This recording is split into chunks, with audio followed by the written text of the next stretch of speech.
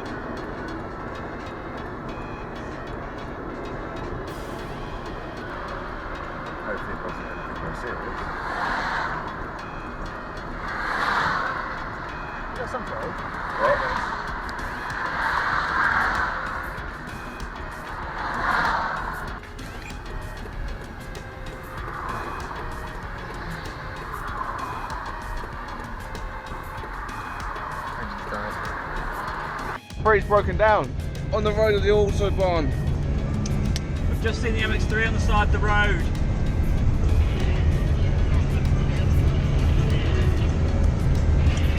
Something's gone wrong. It's big time as well. We're gonna beat the MX3! I've recorded that just so when Aaron and Dave see your. Did you get the MX3? No, I stopped recording as soon as I saw the Renault.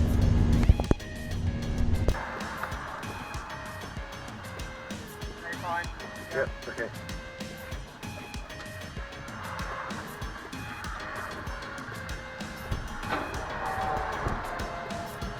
Left a bit or?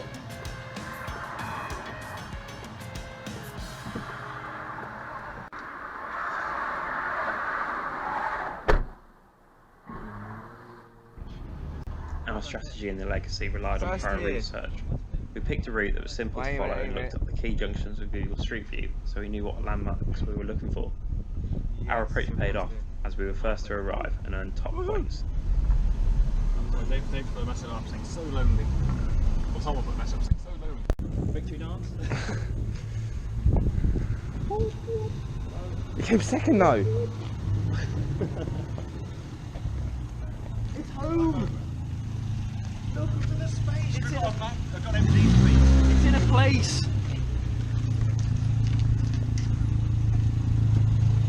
You came second. Where's Jim's? Huh? They're not here yet. Where is not here? Where have they gone? We're first. Jim passed us! Oh. You can't believe that. Second! Where's Jim? We beat him! He overtook us on the A8! Oh, they got lost then? He's been stubborn and not trying to use sat nav. Here did we! No sat nav, we got here. We've been here, what's time now? We were here 12:06. 15 minutes? 12:23, so 17 minutes ahead. Yeah, because when we saw you'd seen the MX3 on the AA, we thought either they're really far behind or ahead of us on the A. Second up was the Mastini, with the Megane following up in third. Despite having the speed, their navigation skills caused them to drop down the pecking order. Oh no! Went to the next junction. It doesn't matter, we've been here 17 minutes. 19 minutes now. Sucks to be you. Oh, I don't think the MX3, I think that doesn't count as. Did you see them? Saw them there. Yeah. David with his little high vis jacket on. David with his high vis jacket on, standing there.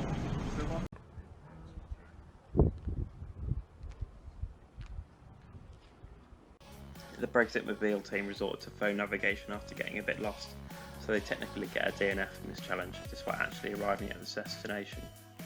The same could be said for the MX3, which didn't arrive at the museum at all.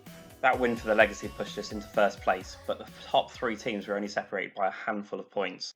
The Mazda collection in Augsburg is a private collection, mostly focused on Mazda's application of the rotary engine.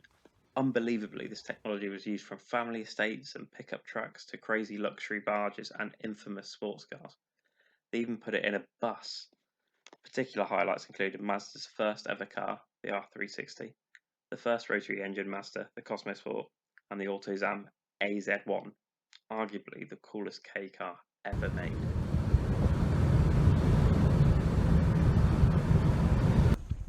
Right, tell us the story, Aaron. What's happened? Timing belt has sheared in half.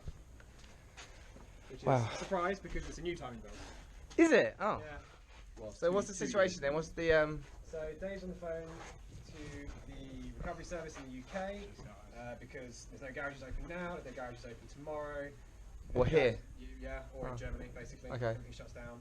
So they were going to take it to the Mazda dealership, but that doesn't reopen until Monday. So we're trying to find out whether or not they'll repatriate the vehicle for us on the back of a truck. Yeah. And they'll give us a hire car to continue. That'd be really good. That'd be really good, wouldn't So it? we might get hopefully we'll get a hire car if they take it to the dealership on Monday. Or if they repatriate the vehicle, we should get a hire car to continue the journey. Is that prefer the vehicle to be repatriated to the UK, and we can fix it in our own time, rather than it fixed here and we have to come back and get it on a plane and then drive it home. God, look at that car. I'll point out, Dave was driving it when it broke this time. I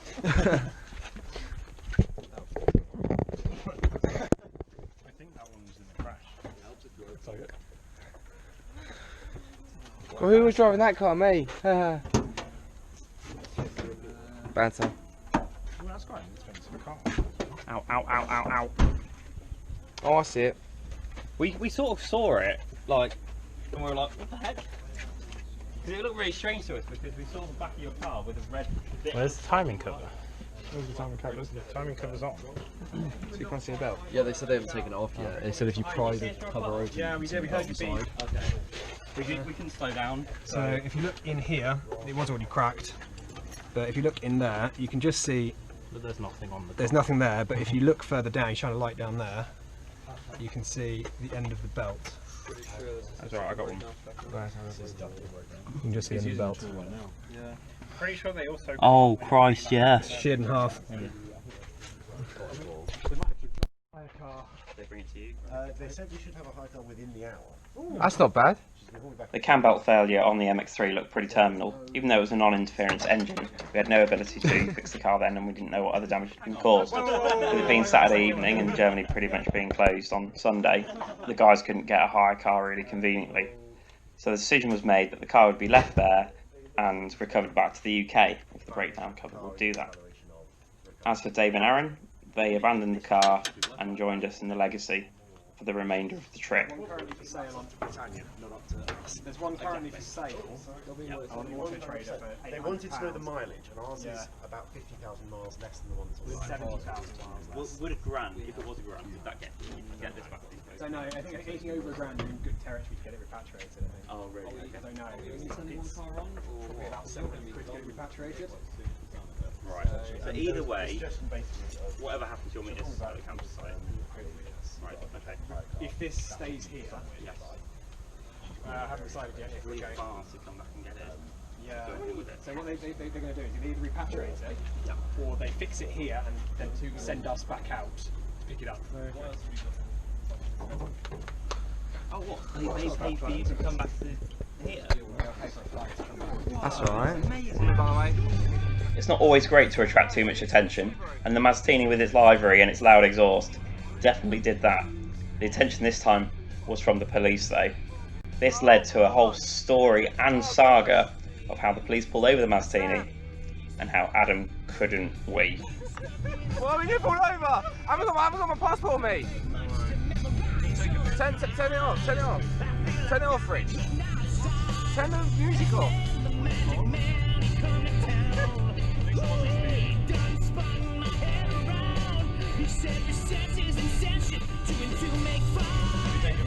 I've got a video going. Don't worry. Take a picture now, because otherwise it will become all. Do it when it says follow. Shall I keep on recording or not? I'll go and have a word with them. Yeah, They'll come to you. Yeah, they come to you. Oh gosh.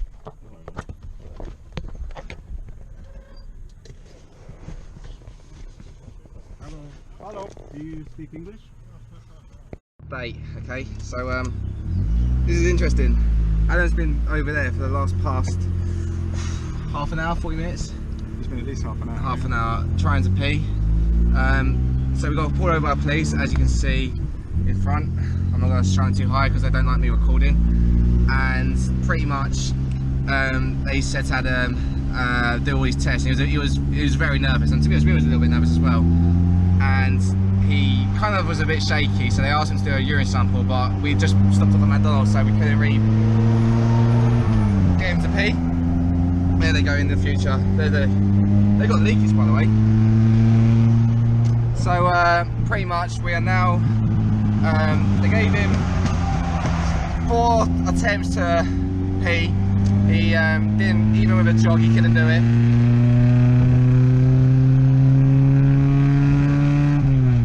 And then we're now heading to a police station where I presume he's going to get a blood sample. And follow the sat nav. yeah, it's fine. You're on there for 26 kilometres, so you could probably catch up with them, and then we'll see how it goes. But I can imagine Adam's a bit scared, and we're going to be there for him. Police station in Germany. On the way we go. We're on the way to police station. Da, da, da, da, da. The police station. The police station. Here we go with Adam. Oh, they're braking. Oh, she's indicating out. Oh, she's going to pull them over. That's a lot of lever. That's a fantastic thing. They're right going into. Look how quick they're going now. On a separate note, I just got 3 waves for the Mazda. Okay, yeah. Alright, update. Adam's out. Tell us what happens. Hello. Tell us the whole ordeal, please. Oh, it was painful. Painful just because I got stage fright, and having stage fright when you need to pee in front of a police officer is not good. So yeah, we got pulled over. Adam was shaking a little bit because he was nervous. Yeah. And then they asked him to pee. Because I had a lot of adrenaline going through me, basically. Yeah. And you struggled, so we made you drink half a litre. Well, I drank like, half a litre first, and then I drank like 2. I was trying to keep this. You're popping back. I know. Oh, we couldn't keep up with them either. I know. I told them. I said to them. I said, you do realise our car behind is slow, and she was like, "What top speed?" We're like flat out behind you. They absolutely love cars, those two, and so we were talking about loads and loads of. Oh, so you weren't scared? We were that scared for you, going, you must be so scared. No, we were chatting about everything, and when that Audi passed, they were like, "Ooh," you know, there was an Audi on the other side of the road. Oh, well, the one that went really fast? Off the roundabout, yeah. So back right here. When you started jogging up and down the lay-by, we were speaking, what are you doing? I was trying to take my brain off it. Didn't really work though. But I just didn't have anything in me, literally, and even that pee wasn't very long. So I can guarantee you I'm going to be peeing for ages. But I said to him, once I caught a little bit, I said, "This is liquid gold," and I said, "I'm sorry, but I can't move away from you right now because I've got quite a bit in me." I think I said you were one of the drivers. He was such a plonker in the back. I can't seem to forget. I was saying it's because of Brexit they pulled us over. No, it's because it was a Lancia Delta, and he actually thought, he said it's either a Lancer or something else, and he said saying in the car, and I said, yeah, it's supposed to look like a Lancia Delta, and he was really happy because he got it right. Oh, no. Seriously? Yeah. Oh, so actually I'm not too bad, guys. They're not bad people. Nice They're people. absolutely fine people. They're just following procedure. And Entertaining is the wrong word, but there's a story. It's definitely a story. I just stood there with my knob out for about half an hour. With a guy like a metre away just staring at you with his arms crossed. I was standing there thinking, how long does it take until it becomes, you know, like sexual harassment or something? It's like standing there in the open with your genitals hanging out. After all the drama of that day, we were able to sum up how speeds we'd achieved while on the de-restricted autobahns of Germany. The scores would be based on how much of the quoted top speed both drivers achieved as an average, with the rankings awarded based on the highest percentage of the quoted speed achieved. The 323 came out on top in this challenge. With a quoted top speed of only 91 miles an hour, the bar was pretty low to reach, but with only 67 horsepower it certainly was still a challenge. Both drivers surpassed the quoted speed, and from a percentage point of view their average was the highest and was over the quoted top speed. Perhaps the rally car makeover gave some additional performance. Next up was the MG, with both drivers delivering an average just below quoted, although it actually surpassed the quoted top speed of 111 miles an hour on one of their runs.